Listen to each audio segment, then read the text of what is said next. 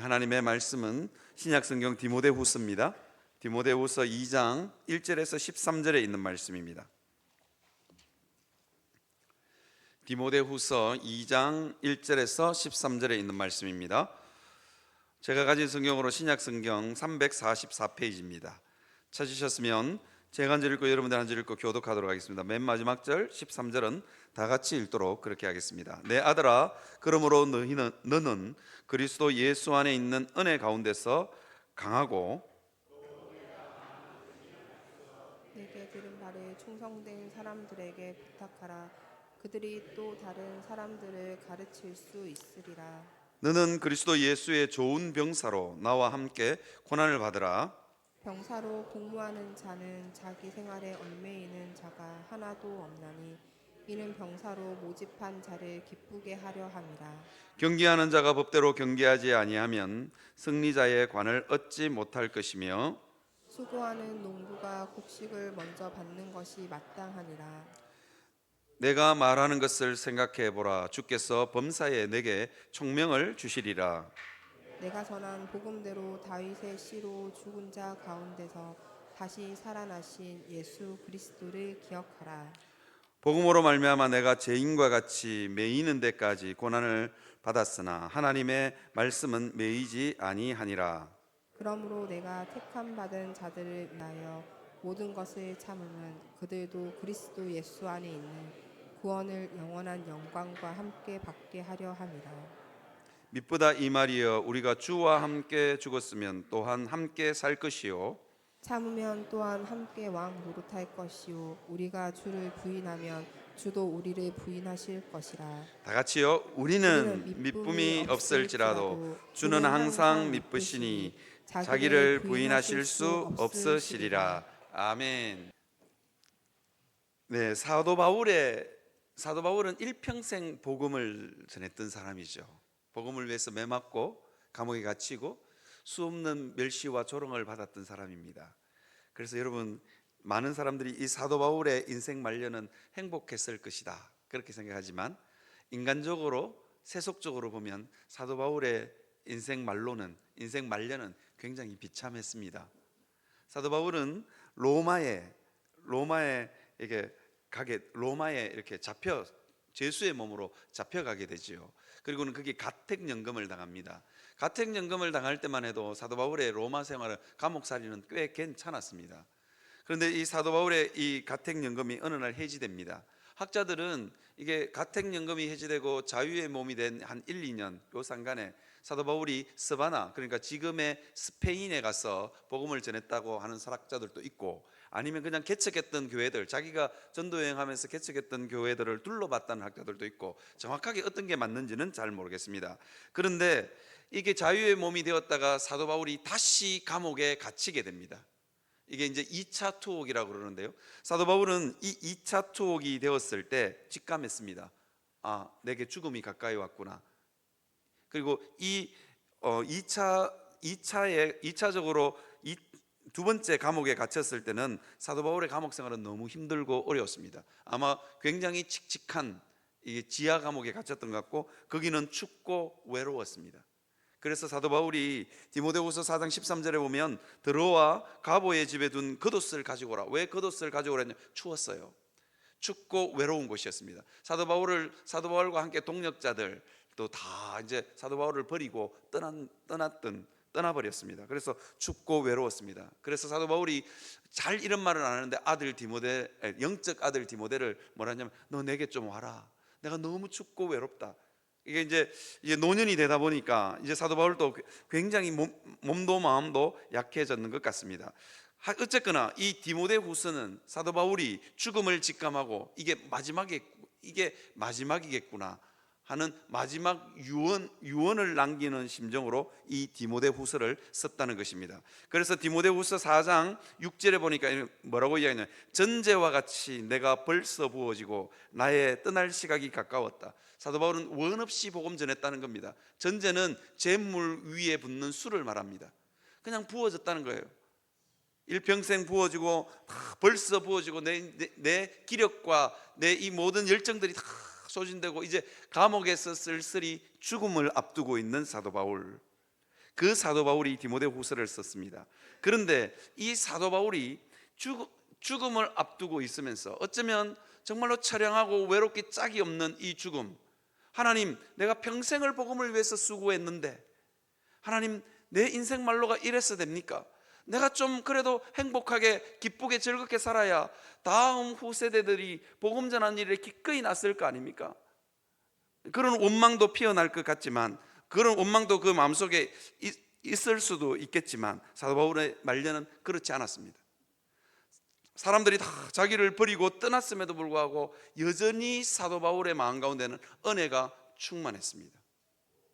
여러분, 우리가 예수님 믿고 살면서 우리가 인생의 복을 받고 해피엔딩으로 모든 게 끝날 것 같지만, 요즘 우리 교회 다니엘 기도회를 하고 있는데 다니엘 기도회에 간증 나오시는 것처럼 우리 삶이 어쩌면 해피엔딩으로 다 고난받다가 힘겨운 삶을 살다가 어느 날 하나님이 나를 확 높은 자리로 올려주시고, 이 간증은 많지 않을 수도 있습니다. 어쩌면 우리 삶이 사도 바울의 말년처럼 참 처량하고 외롭고 인생을 마무리해야 될 수 있습니다. 그러함에도 불구하고 여러분, 사도 바울처럼 끝까지 십자가 붙들고 견디는 인생 사시기를 주님의 이름으로 축원합니다. 그래서 이게 그리 아니하실지라도 하나님 붙들고 실험할 수 있는 여러분들이 되시기를 바랍니다. 사도 바울은요, 인생 말년에 다른 사람을 원망하고 다른 사람에게 너무너무 섭섭하고, 그죠? 어떻게 나를 버리고 다 떠날 수 있느냐? 사도 바울 곁에 있던 사람들이 다 사도 바울을 버리고 떠났습니다. 그럼에도 불구하고 사도 바울의 마음 가운데 은혜가 충만했습니다. 이유가 뭐냐? 사도 바울이 하나님 붙들고 실험했기 때문입니다. 그리스도 그 이유를 2장 1절에서 이야기해 주고 있는데요, 뭐냐면 내 아들아, 그러므로 너는 그리스도 예수 안에 있는 은혜 가운데서 강하고, 그렇게 이야기하고 있죠. 그리스도 예수 안에 있는 은혜 가운데 강해지는 역사가 있더라는 거예요. 인생이 쓸쓸하고 외롭고 슬프고 이럴 수 있음에도 불구하고 사도 바울은 하나님의 은혜, 그 칙칙한 지하 감옥에서, 춥고 외롭군 그 지하 감옥 가운데서 사도 바울이 발견한 게 있습니다. 그게 뭐냐면 하나님의 은혜입니다. 아니, 이 칙칙한 감옥 가운데서 이 노년에 다른 사람들이 다 자기를 버리고 조롱하고 멸시하고 다 떠나서 섭섭하고 원망과 억울함만 남아 있을 것 같은 이 사도 바울의 마음 가운데 하나님의 은혜가 밀려 들어오는 거예요. 그래서 영적 아들 디모데에게 뭐라고 했냐면 그리스도 예수 안에 있는 은혜 가운데 강하여지고, 이 강하고, 이 말은 원어의 뜻을 보시면 은혜 가운데 강하여지고, 사도 바울이 직접 경험한 것을 아들 디모데에게 권면하고 있습니다. 사랑하는 성도 여러분, 여러분의 삶 가운데도, 여러분의 삶이 메마르고 힘들고 어렵더라도, 쓸쓸하고 외롭더라도 하나님의 은혜가 있으므로 그 모든 인생의 골짜기들을 능히 넘으시기를 주님의 이름으로 축원합니다. 여러분 있잖아요, 목사님, 아무리 내 인생 살펴봐도 내 삶 가운데는 은혜가 없어요, 이러시는 분들 종종 계십니다. 아무리 눈 씻고 봐도 하나님의 은혜라고는 내 인생에서 찾아볼 수 없습니다. 그러신 분들에게 제가 한번 권면을 드리고 싶습니다. 뭐냐면, 여러분 혹시 어렸을 때 돋보기를 가지고 놀아본 적 있는지 모르겠습니다. 저는 어렸을 때 돋보기 가지고 잘 놀았거든요. 돋보기 이거 참 신기한 물건입니다. 왜냐하면 아주 추운 겨울에도 이게 초점만 탁 맞추면 하얀 종이에도 불이 붙기도 하고, 잔디에도 불이 붙기도 하고, 나무에도 불이 붙기도 합니다. 추운 겨울날 햇살이 어딨나? 따뜻한 햇살이 어딨나? 따뜻한 햇살이라고는 찾아볼 수 없음에도 불구하고 돋보기 들고 초점을 탁 맞추면 종이도 태우고 잔디도 태우고 나무가지도 태우고, 저는 너무 어렸을 때 신기해서 많이 가지고 놀았습니다. 사랑하는 성도 여러분, 하나님한테 초점을 맞춰 보십시오. 그러면 여러분의 삶 가운데 은혜 있음을 발견하게 될 겁니다. 은혜가 없어서 너무 서글프고 나만 왜 이럴까 이러시는 분들, 하나님 앞에 한번 집중해 보시라니까요. 여러분의 인생 곳곳에 하나님의 은혜가 숨겨져 있습니다. 그냥 지나치기 쉬운 추운 겨울에도 햇볕 어딨나, 햇볕이 뜨기는 떴나, 그런 순간에도 돋보기 들고 다 집중하면, 그죠? 나무도 태울 수 있고 종이도 태울 수 있는 뜨거운 은혜가 있는 것처럼, 뜨거운 햇살이 있는 것처럼 여러분의 삶 가운데도 뜨거운 은혜가 있음을 알고 하나님께 집중하시기를 바랍니다. 저는 사실 이 다니엘 기도회를 2년 연속 시작하면서 없애버리려고 그랬습니다. 왜 그러냐니까 이게 성도들도 많이 안 오는 것 같고, 그래서 없애버리려고 그랬는데 올해는 평균 50명이 넘어요. 점점 더 많이 와서 내년에도 계속 해야 될 것 같아요. 왜 그러니까 성도들이 그래도 은혜 받는 자리에, 아니면 말씀 듣는 자리에 나오니까 은혜 받고, 나오니까 눈물 흘리고 가시더라고요. 저도 몇 번 울었습니다.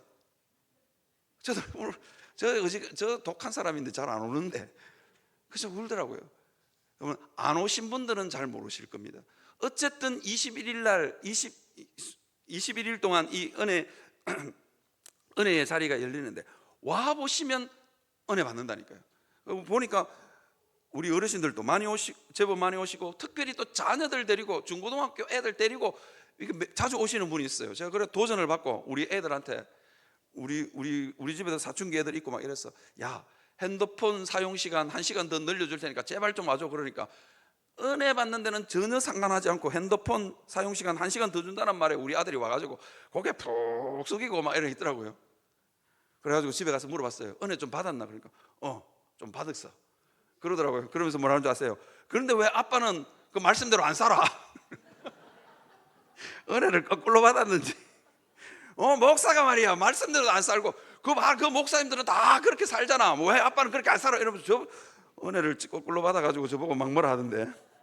여러분, 은혜 받는 자리에 나오시기를 바랍니다. 그러면 여러분의 일상 가운데 숨겨져 있는 은혜가 발견되는 겁니다. 사도 바울이요, 수없는 인생, 모진 세월들 하나님의 복음을 위해서 살았는데, 그런데 내 인생 만료가 이 쓸쓸한 감옥에서 춥고 외롭고 이렇게 끝난단 말이야. 그러는 순간 하나님의 은혜가 확 부어집니다. 그러니까 그리스도 예수 안에 있는 은혜 가운데 그 마음이 강해지는 역사 일어납니다. 사랑하는 성도 여러분, 은혜가 없기 때문에 우리 삶이 덜컹덜컹 걸리는 겁니다.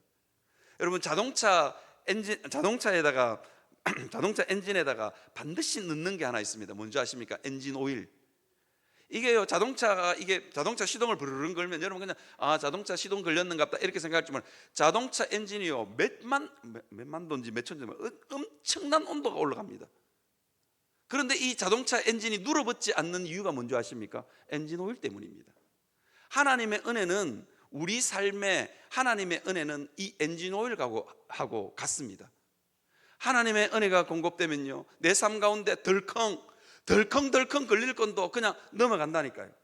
아주 심각한 일이 우리 가정에 있음에도 불구하고 하나님의 은혜가 공급되면 그냥 그것도 그냥 자연스럽게 넘어간다니까요. 우리가 인생을 살면서 때로는 사람에게 덜컹 걸리고, 자식 때문에 덜컹 걸리고, 그 다음에 남편, 우리 교회는 자꾸 남편이라고 이야기하니까 우리 부인들은 남편 애 안 먹이는 걸 착각해서 제가 배우자로 바꾸겠습니다. 부인 때문에 아니면 남편 때문에 마음이 덜컹덜컹 걸립니다. 심지어는 교회 때문에도 마음이 덜컹덜컹 걸립니다. 심지어는요, 목사 때문에도, 이 앞에 써 있는 목사 때문에, 그죠? 목사 때문에도 마음이, 설교 예배 마치고 가면 짜증이 날 수 있고, 우리 목사님 왜 저래 배가 많이 나왔나 이러면서 은혜가. 그런데 여러분, 저보고 살쪘다고 자꾸 구박하지 마십시오. 제가 배가 조금 나왔어 좋다는 분도 계십니다. 저도 요즘 살이 쪄서 많이 고민인데, 그죠? 목사가 하는 거 하나하나가 마음에 안 들 수도 있어요. 내 옆에 있는 성도가 하나하나 하는 게 마음에 안 걸리고 내 딱 걸려. 여러분, 그 왜 걸리는 줄 아십니까? 그 사람이 너무할 수도 있고 목사가 너무할 수도 있지만, 그죠? 목사가 너무할 수도 있지만 내 마음속에 은혜가 없기 때문입니다. 오늘 반주자가 사절을 안 쳤는데 괜찮아요. 내 마음속에 은혜가 있어서 충분히 은혜가 됐습니다. 그죠? 은혜가 없으면 조그만한 것 하나 그냥 넘어갈 것도 마음이 탁 걸리는 겁니다. 사랑하는 성도 여러분, 여러분의 삶 가운데 은혜를 사모하며 살아갈 수 있는 여러분들이 되시기를 바랍니다. 사도 바울은요, 쓸쓸히 노년을 보내고 있었습니다. 그런데 이 쓸쓸히 노년을 보내는 것 치고는 너무 섭섭한 게 많았습니다. 디모데후서 1장 15절에 보니까 아시아에 있는 모든 사람들이 나를 버렸다. 사도 바울 주변에 있었던 사람들, 사도 바울이 교회를 개척할 때 있었던 사람들이 사도 바울이 두 번째 감옥에 갇히니까 사도 바울을 다 버리는 거예요.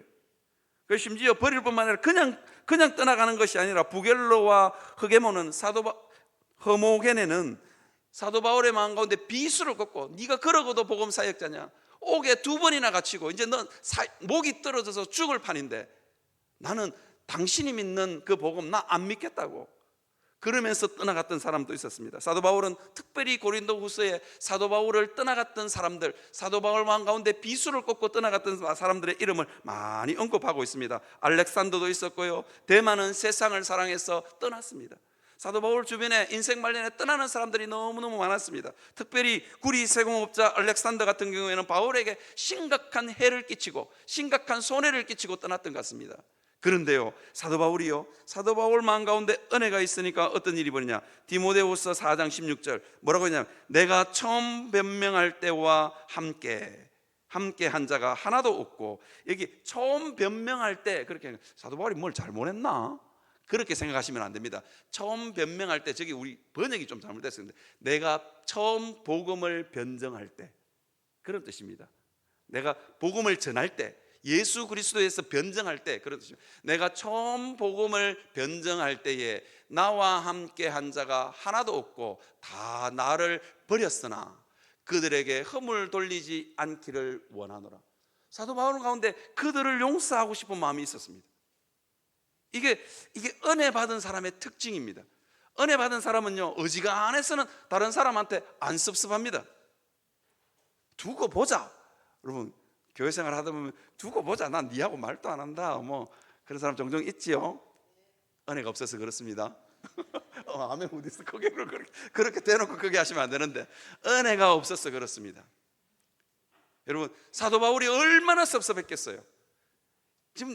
내가 지금 사도 바울이 실제로 이 2번째 감옥에 투옥되고 나면 1년 후에 죽습니다. 1년 후에 목이 떨어져 죽습니다. 목이 떨어져서 이게 이게 참수형을 당해서 목이 떨어져서 죽습니다.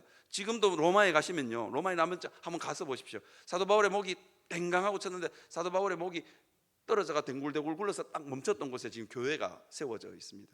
어쨌거나 그러함에도 불구하고 사도 바울은 전혀 섭섭하거나 원망하거나 억울하지 않았습니다. 이유가 뭘까요?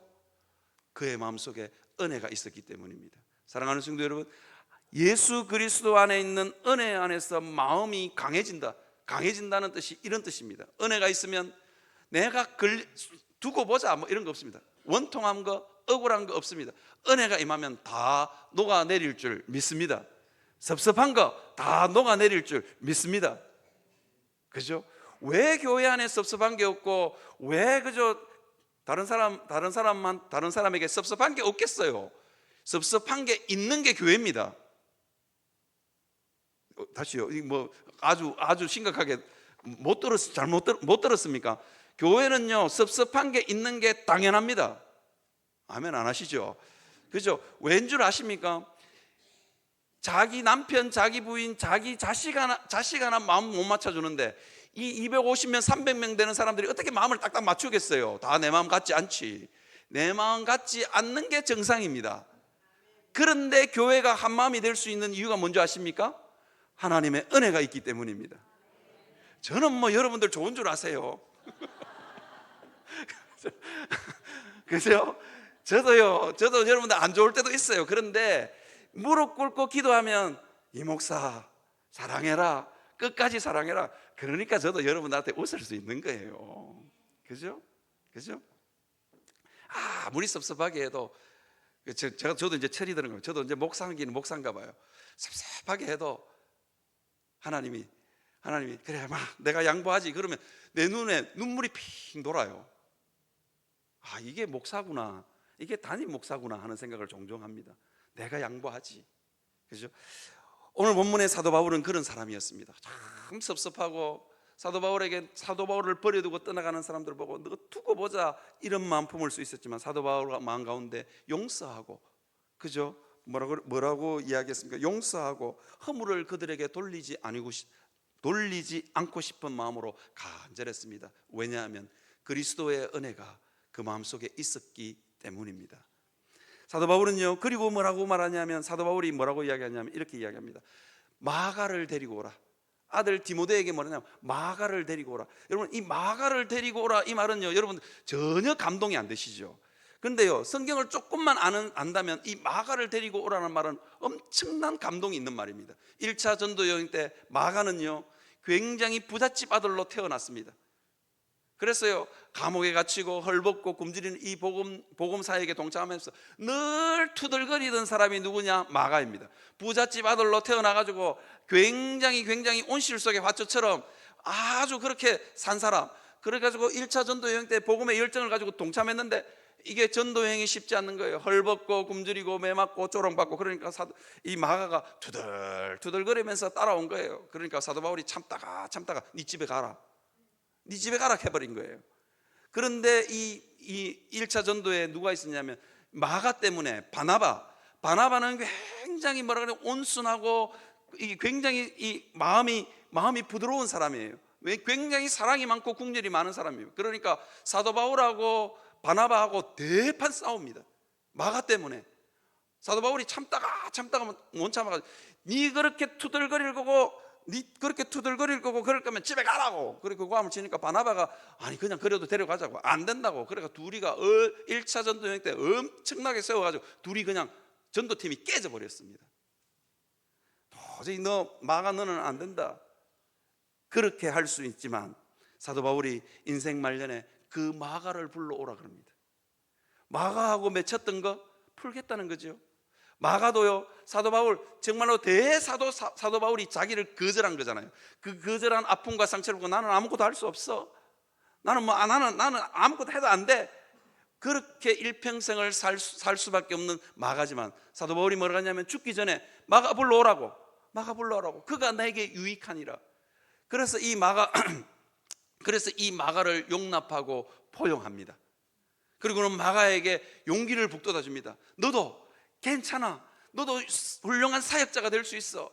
이 사도 바울이 그렇게 인정해주고 사도 바울이 형장의 이슬로 사라집니다.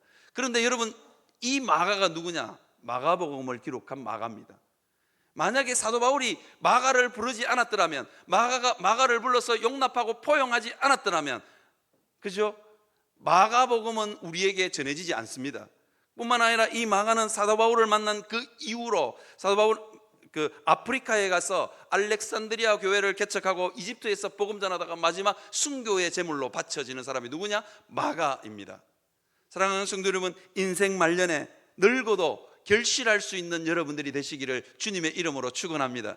제가 이 말씀을 왜 드리냐? 2부 예배 오는 어르신들 집에서 우두커니 계시는데 여러분 기도할 수 있기를 바랍니다. 목사를 위해서 기도해 주십시오. 그러면 합니까? 영원한 교회가 폭발적인 부흥이 있을지. 여러분, 큰 교회들 이루는 부흥하는 교회들 대부분 다 정말로 교회 지하 중보기도실에서 기도하는 권사님들이 있었다는 거 압니까? 그분들이 있었기 때문에 그 교회가 되는 거예요. 단임 목사 혼자서 어떻게 해 먹습니까? 안 됩니다. 그래서 여러분 좀 잘난 건 없지만 저를 위해서 기도해 주시기 바랍니다. 그냥 우리 어르신들 내 인생 여기서 이제 이러다가 하나님 앞에 가지 그렇게 자포자기하지 마시고 여러분 기도에 붙들고 한 영혼이라도 붙들고 기도하시기를 바랍니다. 하나님의 놀라운 역사가 있습니다. 제가 이 이야기를 하나 해드리려고 합니다. 제가 어제 집에 들어갔더니 우리 집 사람이 저보고 자기 이거 한번 들어봐 이 간증 이러더라고요. 밥 먹는데 유튜브를 쓱 내밀어. 그래서 들었는데 제가 깜짝 놀랐습니다. 4명의 교인들을 데리고 개척했는데 젊은이들이 그 교회에 얼마나 몰렸는지 4년인가 5년 만에 1000명의 교회를 키웠어요. 이게 젊은이들 전도하는 게 쉽지 않거든요. 어떻게 그렇게 키웠을까? 이분이 이렇게 이야기하더라고요. 자기가 개척교회를 시작하기 전에 마지막으로 여수애양원에 그걸 갔답니다. 관광을 갔답니다. 그런데 여수애양원에 진짜로 완전히 노인 한 분이 자기를 탁 보더만 목사님 성함이 뭐냐고 우리 성함을 가르쳐 드리니까 여러분 아시죠? 손양원 목사님과 함께 여수애양원에서 일평생을 보낸 분입니다. 도저히 바깥에 나올 수 없는 분. 여러분 이 나올 수 없는 이유 아죠? 그 나환자 공동체 아닙니까? 그죠? 근데 그곳에서 있었던 분이 누구냐? 그 어르신이 관광 온 젊은 목사를 쿡 찔러가지고 이름이 뭐냐고 그렇게 물었대요. 그래서 자기 이름을 가르쳐 주니까 내가 목사님을 위해서 기도하겠다 그러더래요. 기도하시는갑다. 그냥 약간 좀 약간 정신없는 할아버지가 그냥 내한테 그냥 하시는 말인갑다 이렇게 하고 지났는데 5년 후에 다시 이 애양원에 갔는데 그 할아버지가 쫓아 나와가지고 뭐라 그러냐니까 아이고 목사님 오셨냐고, 목사님 자기 이름까지 대더라는 거예요. 그래가지고 어떻게 내 이름을 기억하냐고. 그러니까 하루도 빠짐없이 기도했다고. 하루도 빠짐없이 기도했다고. 그리고는요, 그 애양원에는 한 달에 4만 원씩 잡비가 나오는가 봐요. 그놈 잡비 자기 쓰고 아껴가지고 돈 100만 원을 모아가지고, 여러분 4만 원 받아가지고 100만 원 모으면 몇 년을 모았겠어요. 고기 먹고 한 번도 본 적이 없고 한 번도 아는 관계도 아니야. 그런데도 하나님이 그 목사를 위해서 기도해 주라 그러니까 기도했고, 기도하니까 그 개척교회에다가 단돈 100만 원이라도 후원금하고 싶다고. 그래서 고기 모아가지고 목사님한테 내민 거예요. 그러니까 목사님 못 받는다고. 그러니까 이 노인이 막 화를 내면서 나는 교회에 헌금하는데 왜 안 받냐고. 그래서 이 목사님이 그 돈을 들고 서울로 올라가는데 주님 내가 이 돈을 받아도 됩니까? 그러니까 하나님이 그렇게 말했어요. 그거는 돈이 아니고 내 피다 그랬대요. 그 돈을 받고 그 돈을 들고 올라가면서 목사님이 정말로 주를 위해서 살아야 되겠다. 그리고는 그때부터 은혜의 문이 열려가지고 4명으로 시작한 그 교회가 1000명까지, 그것도 3, 4년 만에요. 1000명까지 확 올라가는 거예요. 여러분, 누군가의 희생과 누군가의 기도의 눈물로 여러분 은혜를 흘려보내는 누군가를 통해서 이런 역사가 일어날 줄 믿습니다. 그래서 늙어서도 결실할 수 있는 거예요. 늙어서 결실을 더 잘할 수 있습니다. 우리 어르신들 밤에 집에 우두커니 앉아 계실 때마다 못난 담임 목사를 위해서, 우리 교회 교육자들을 위해서 한번 기도해 주시기를 바랍니다. 혹시 압니까? 우리 교육자들이 막 폭발적인 부흥을 용호동에 일으킬지. 여러분 기도해 주시기를 바랍니다. 사도 바울이 그런 사람이었습니다. 지하 감옥에도 갇혀 있으면서도 불구하고 원망하고 불평하지 않고 하나님의 은혜를 충만히 받아서 감옥 밖에 있는 사람들에게 은혜를 흘려보내는 사람이 사도 바울이었습니다. 그런 은혜가 여러분들에게도 충만하기를 주님의 이름으로 축원합니다. 그런 은혜 받기 위해서 사모할 수 있는 여러분들 되시기를 주님의 이름으로 축원합니다. 여러분, 은혜 가운데 강하여지는 사람 특징 3가지를 사도 바울은 오늘 본문에서 이야기하고 있습니다. 첫 번째가 군사, 그 다음에 운동선수, 그 다음에 농부입니다.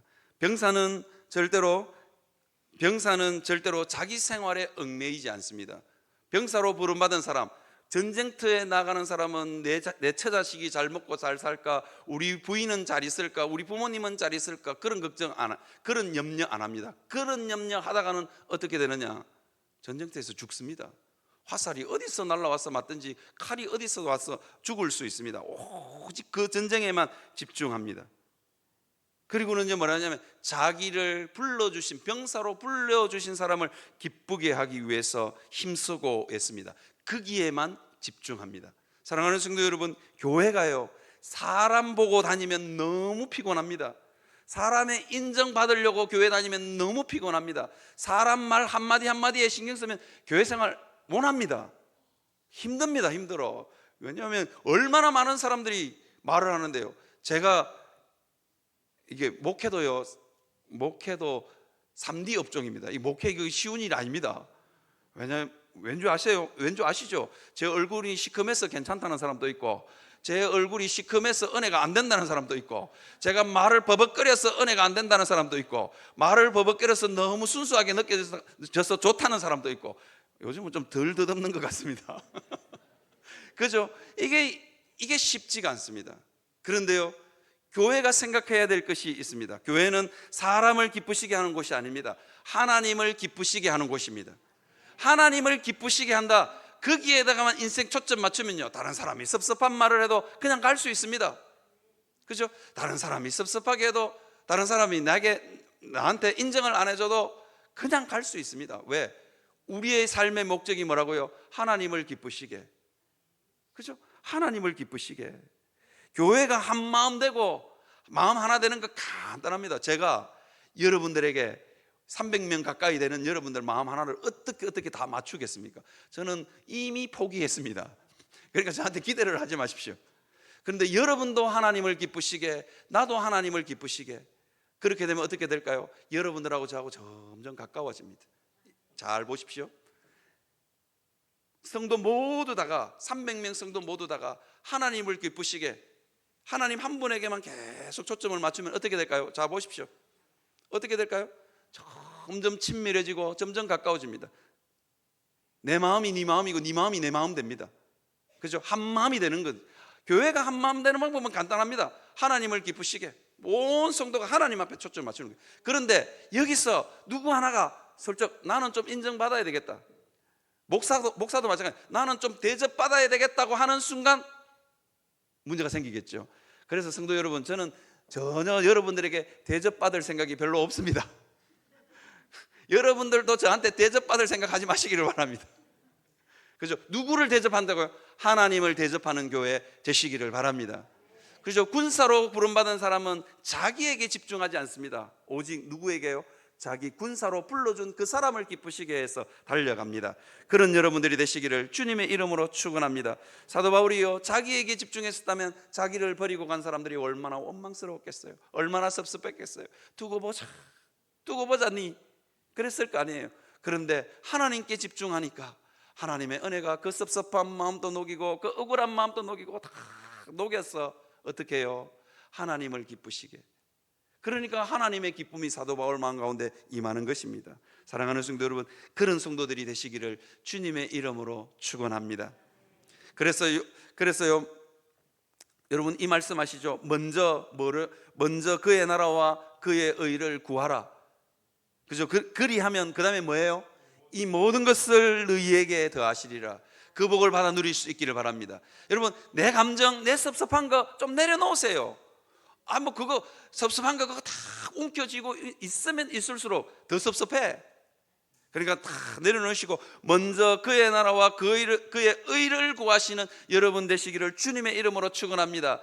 그래서 하나님이 저 성도에게는 뭐든지 부어줘도 되겠구나, 다 줘도 되겠구나, 그런 성도 되시기를 주님의 이름으로 축원합니다.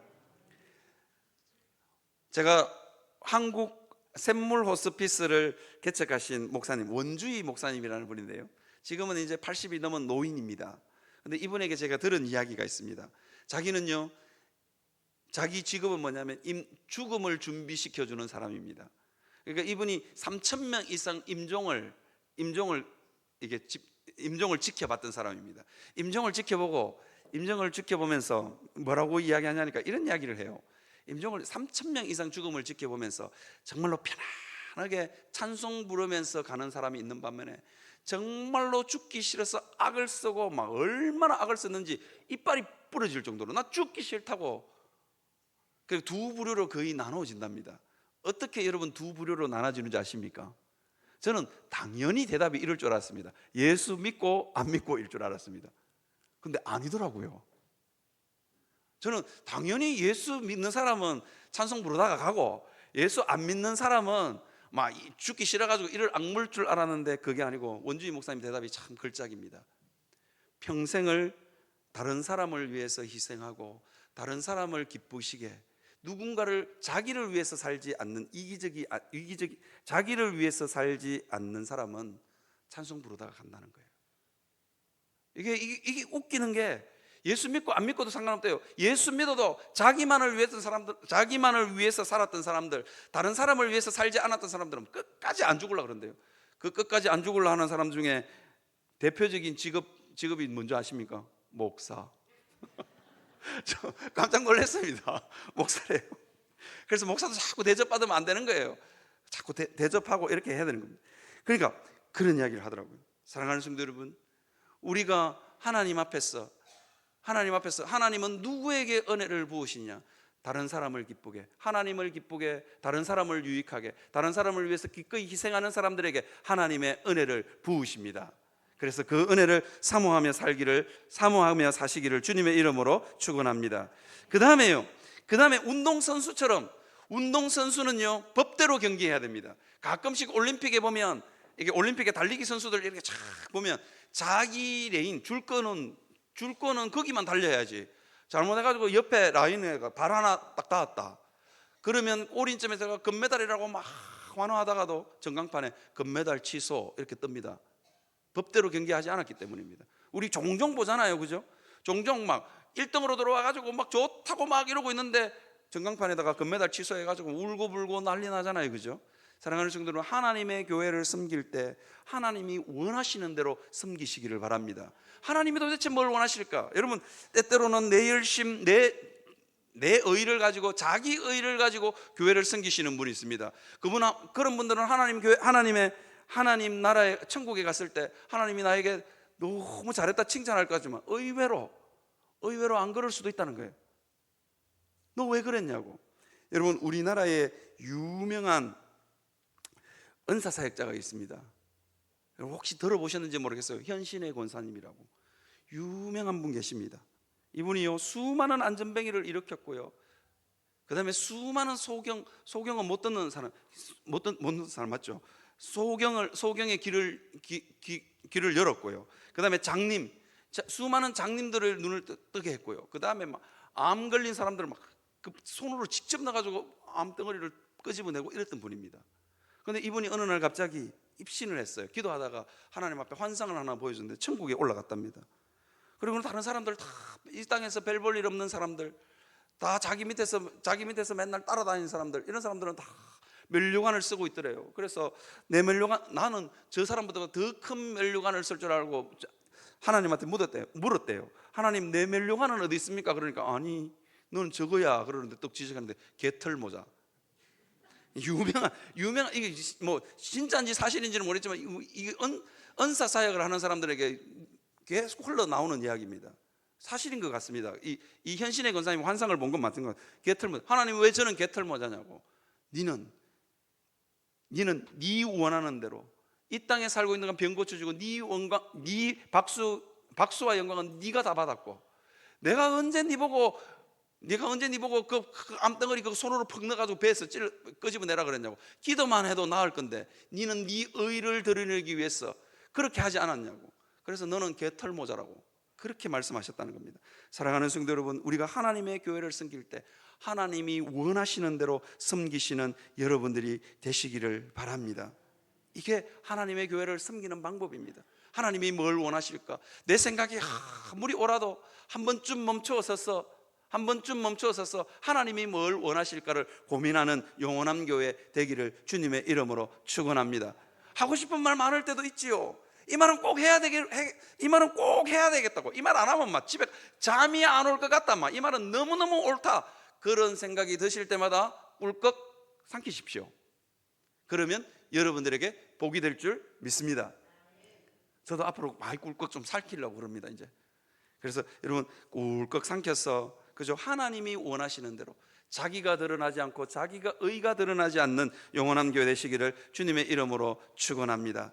그 다음에 수고한 농부처럼, 오늘 본문에 보시면 이렇게 되어 있습니다. 6절에 보면 수고하는 농부가 곡식단을 먼저 받는 것이 마땅하니라, 그렇게 되어 있습니다.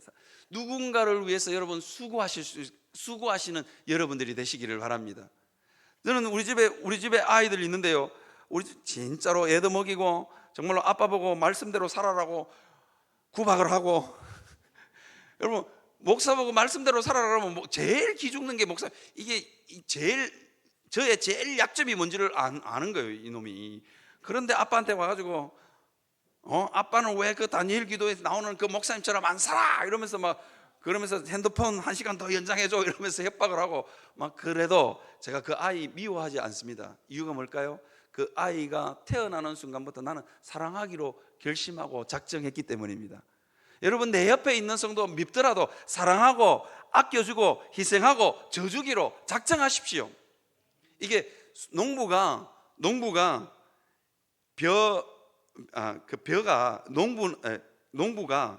뭐라 하냐면, 조금 말을 더듬는데 지금 시간이 급해서 그런데 천천히 가겠습니다. 그죠? 벼는 농부의 발자국 소리를 듣고 자란답니다. 그래서 이게 벼 이삭 한 톨이 밥이 되어서 내 입에 들어오기까지 88번, 그러니까 88번을 손길이 가야만 밥 한 톨이 입에 들어올 수 있답니다. 사람도 마찬가지입니다. 오래 참고 수고하고 인내해 주시기를 바랍니다. 섬기기로 작정하고 섭섭해도 참고 또 참는 여러분들이 되시기를 바랍니다. 그러면요, 그 수고의 열매를 여러분들이 제일 먼저 맛보게 될 것입니다.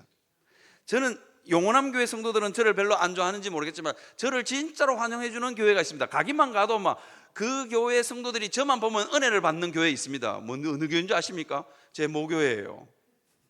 제 모교회 성도들은요, 저를 보면요, 뭘 어떻게 하는지 아세요? 어렸을 때 꼬맹이로 컸잖아요. 아이고, 이 목사 왔나? 이렇게도 합니다. 아이고, 목사님 왔습니까? 이럽니다. 우리 교회 성도들 중에 별로 그런 분 별로 못 봤는데, 그 교회 권사님들은 저를 그렇게 환영해 주나요? 이유가 뭔지 아십니까? 제가 어렸을 때 그 교회 다닐 때 교회 방석이라는 방석은 다 날렸습니다. 교회 방석, 사각진 방석 알죠? 그거 쫙 날리면 얼마나 잘 날아가는지. 그 교회 방석 다, 우리 모교회 방석 제가 다 날리고요. 그 다음에 장의자 밑에 문지라는 문지는 제가 다 닦았습니다. 제가 어렸을 때부터 청소에 은사가 있었다는 거 아닙니까? 그 골마루를 제가 기어가지고 내가 다 닦았습니다. 우리 어머니가 저를 교회 보내면서 뭐라 하는지, 제발 교회 마룻바닥 기지 말라고. 네가 너무 기어가지고 교회 마룻바닥에 찌든 때가 묻어와가지고 빨래가 안 된다는 거예요. 빨래가. 그리고 우리 어머니 교회 보내면서 저를 뭐라 그랬냐면, 제발 교회 마룻바닥 기지 말라고. 그래도 안 길 수 있습니까? 제가 다 닦고 막 예배 시간에 온 이 교회 이 마루는 제가 다 밀고 다니고 막 그랬거든요. 그러니까 그 교회 권사님들이 저를 보면 아이고, 목사님 이래 되는 겁니다. 자아가 커가지고 목사가 됐으니까 얼마나 감동이 되겠습니까? 사랑하는 성도 여러분, 누군가를 위해서 수고하고 누군가를 위해서 용서하고 누군가를 위해서 희생하면 그런 은혜가 있을 줄 믿습니다. 저는 우리 교회 요 주변에 요 자전거 타고 다니는 우리 초등학생들 많거든요. 걔들이요 얼마나 싸나운지 제가 가가지고 얘들아 이러면 누구세요? 이러거든요. 이게 목사 아니야? 그럼 목사가 뭐 하는 사람이에요? 이놈 야, 이런 자식들. 그래가지고 제가 요 세븐일레븐에 음료수 하나 사주잖아요. 그러면 딱 묻고 말하자, 고맙습니다 목사님. 그러고 간다니까요. 제가 걔들을 보면서도 내가 수고하기로 작정했습니다.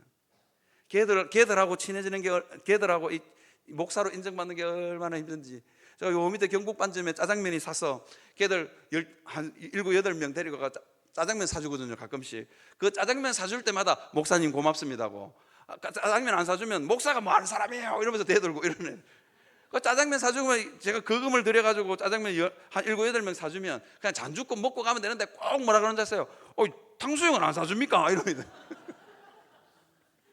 얼마나 이런 자식들이. 그럼에도 불구하고 수고하고 오래 참으면 그 아이들 중에서 여러분 하나님의 사람들이 나올 줄 믿습니다. 용원함 교회도 그런 꼬맹이들 수고하고 참았어. 목회자도 길러내고 선교사도 길러내는 교회 아닙니까? 사랑하는 성도 여러분, 여러분들도 기꺼이 다른 사람들을 위해서 수고하고 참을 수 있는 여러분들이 되시기를 바랍니다. 그러면 하나님의 은혜가 여러분의 심령 가운데 임할 줄 믿습니다. 그죠? 그리고 그 하나님의 사랑이 흘러서 다른 사람들에게 흘러갈 줄 믿습니다. 그런 삶을 사시는 여러분들이 되시기를 주님의 이름으로 축원합니다. 이 시간 우리 다 같이 하나님 앞에 한번 찬양하도록 하겠습니다. 찬송가 539장입니다. 우리 삶이 너무 힘들고 어려울 때마다 너 예수께 조용히 나가 내 모든 짐 내려놓는 여러분 되시기를 바랍니다. 주 예수의 은혜를 입어서 슬픔이 사라지는 역사, 슬픔이 녹아내리는 역사, 원망이 녹아내리는 역사 있게 하여 주옵소서. 그러려면 어떻게 한다고요? 주 예수께 조용히 나가 내 마음을 쏟아놓아야 됩니다. 그러면 엄밀히 보시는 주님께서 큰 은혜 베푸실 줄 믿습니다. 주신 말씀 기억하면서 찬양